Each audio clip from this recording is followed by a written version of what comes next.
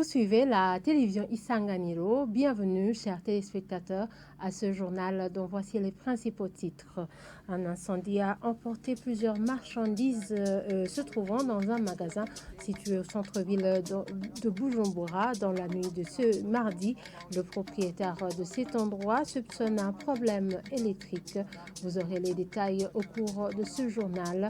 Nous allons également vous parler de ce jeune de la province de Gitega qui a su investir pour se tirer de la pauvreté, un modèle qui devrait inspirer les autres jeunes selon les responsables de l'administration à la base. Tout de suite, les détails.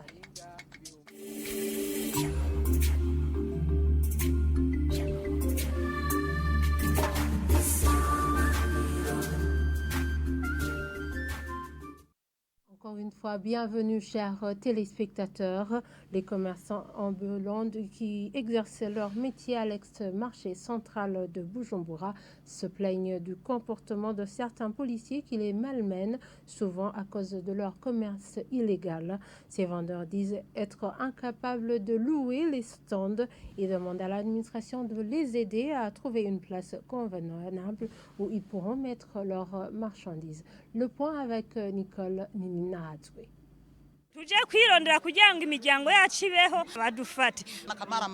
Ce sont les grognes des vendeurs de fruits et légumes exerçant le commerce ambulant au centre-ville à l'ex-marché central de Bujumbura en face du restaurant Plaza. Ce commerce leur permet de subvenir à leurs besoins.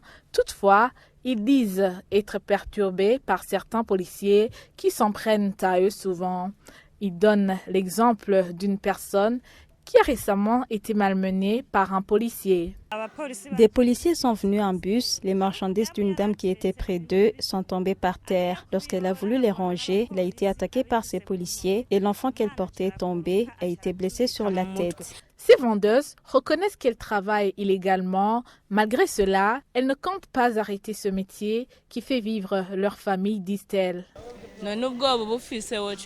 Bien sûr que nous avons peur, mais on ne peut pas non plus arrêter ce métier qui fera nourrir nos familles.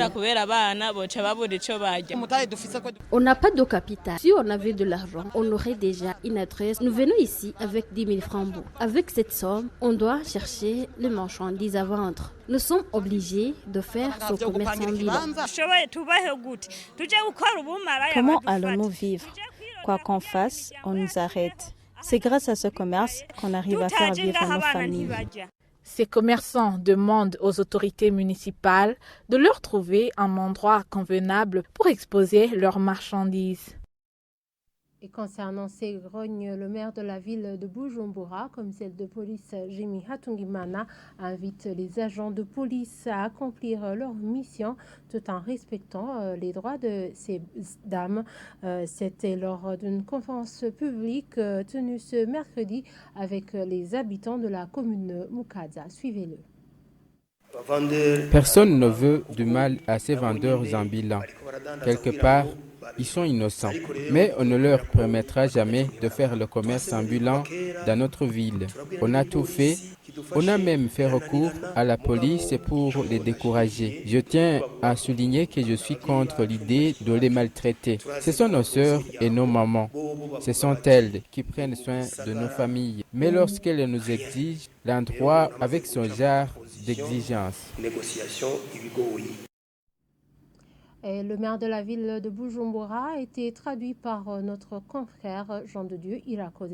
Et continuons ce journal par cette page de société. Certains habitants de la zone Bouiza demandent au maire de la ville de Bujumbura de redonner de la valeur au terrain de football se trouvant au quartier Djabé 1. Ils expliquent que ce terrain a été transformé en garage et aussi en parking.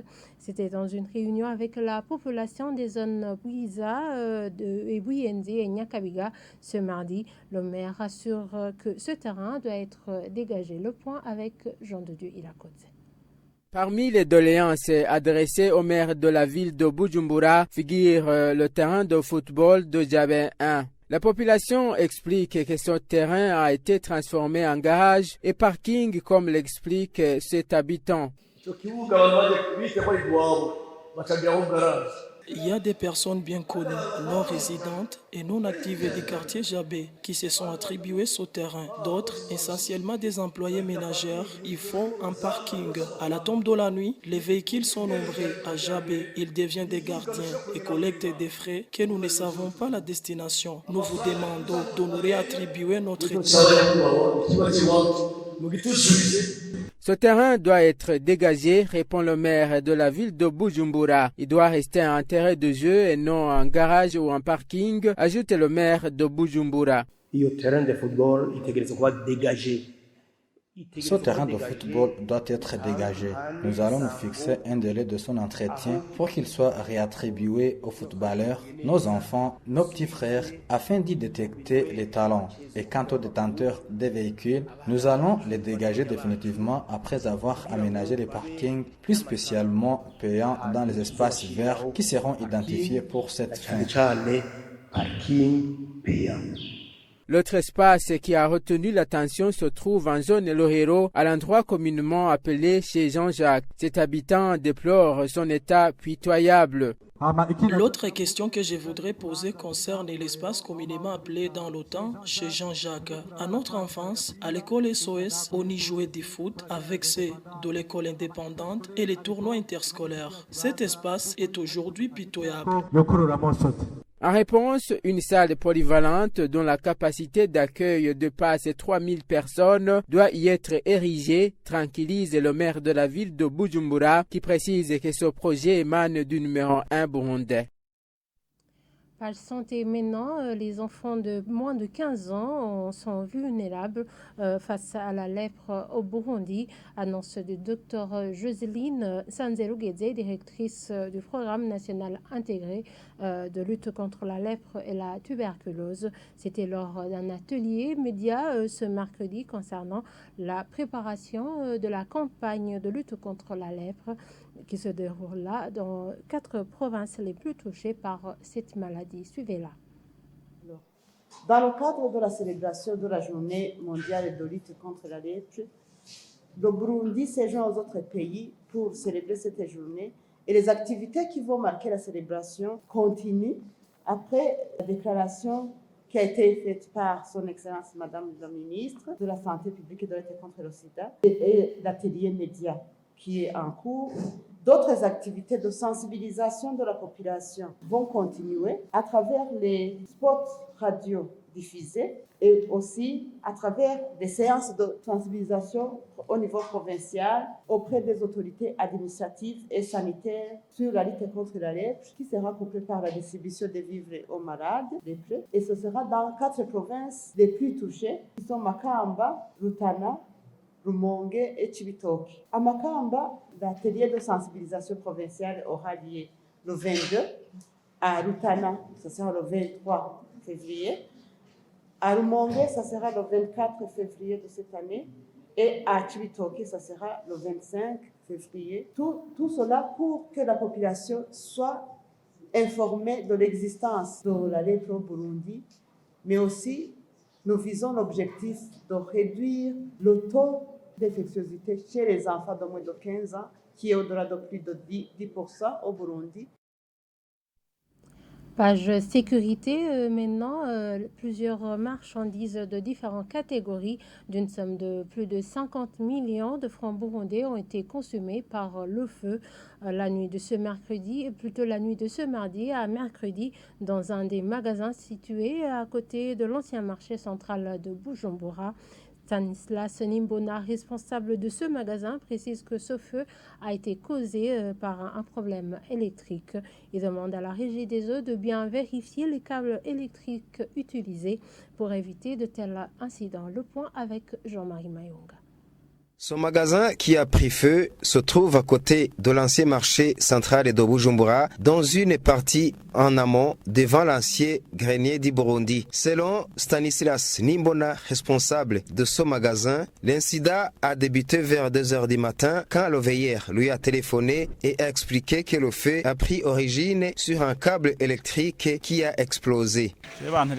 On m'a téléphoné vers 2h du matin, me signalant que mon magasin a pris feu. Arrivé, j'ai trouvé trouvé que le feu avait déjà envahi l'intérieur et j'ai demandé au veilleur de me montrer la source de l'incendie. Il m'a expliqué que c'est un câble électrique souterrain qui a explosé et a touché les sachets qui étaient à cette fenêtre et a pénétré jusqu'à l'intérieur. Plusieurs marchandises ont pris feu, comme le riz, l'huile de coton, les pampers et autres. Je ne peux pas les énumérer car je suis débordé. Il demande à la Régie des eaux de vérifier les câbles avant leurs installations pour éviter de tels accidents. Il faut que la Régie des eaux vérifie les câbles qui sont défectueux et essaie de les protéger car s'ils sont touchés par l'eau, ils explosent. Dieu merci, il n'y a pas eu de personnes touchées. Les marchandises composées de vivres et autres produits de première nécessité d'une valeur de 50 millions de francs burundais ont été consumées par ce feu.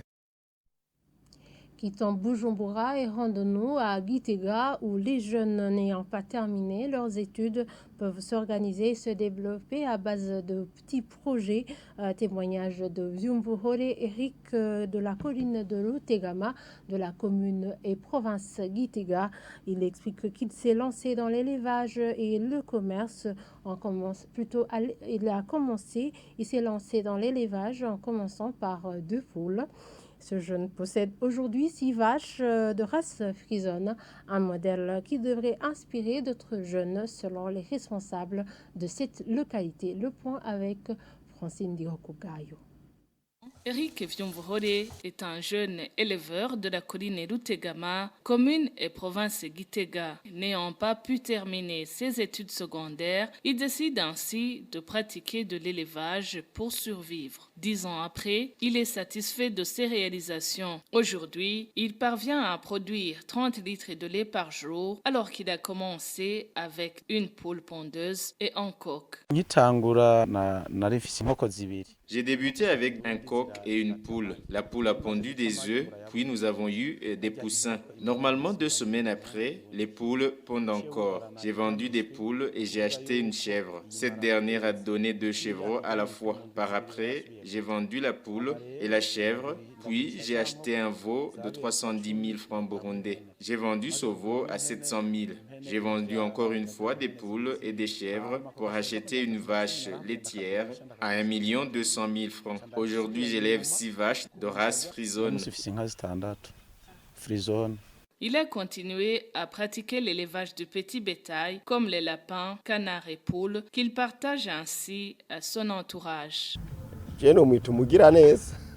C'est un bienfaiteur. Les gens qui font ça sont très peu. Mais pour lui, donner 20 lapins ou 30, voire même plus, c'est rien. C'est un don qu'il a. Des lapins se reproduisent rapidement. Comptez alors pour une année combien de lapins qu'on reproduise. C'est beaucoup. Il m'avait donné 2 lapins de race améliorée.